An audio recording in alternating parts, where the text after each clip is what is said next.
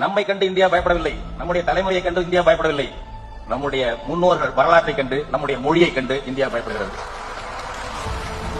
இந்த இனத்தில் திராவிட முன்னேற்ற கழகம், அண்ணா திராவிட முன்னேற்ற கழகம் போன்ற கண்காணி கட்சிகள் இருக்கலாம், செல்வாக்கு பெற்றிருக்கலாம், கண்காணிகள் இருந்து கொண்டு காட்டிக் கொடுக்கலாம். ஆனால் இந்த இனம் ஒரு பிரபாகரனை ஈன்றெடுக்கும் உள்ளாற்றல் கொண்டது.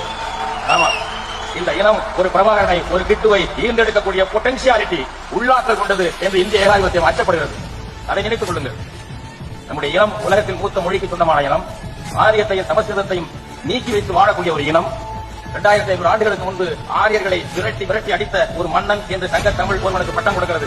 ஆரிய படை கிடந்த நெடுஞ்செழியன் என்று. இந்திய ஏகாதிபத்தியத்தை, இந்திய விஸ்தரிப்புவாதத்தை, விரிவாக்கத்தை எதிர்ப்பதற்கு தகுதியுள்ள ஒரு இனம் இந்திய துணைக்கண்டத்தில் தமிழ் இனம். அது சீர்கட்டு கிடக்கிறது. கண்காணி அரசியலால்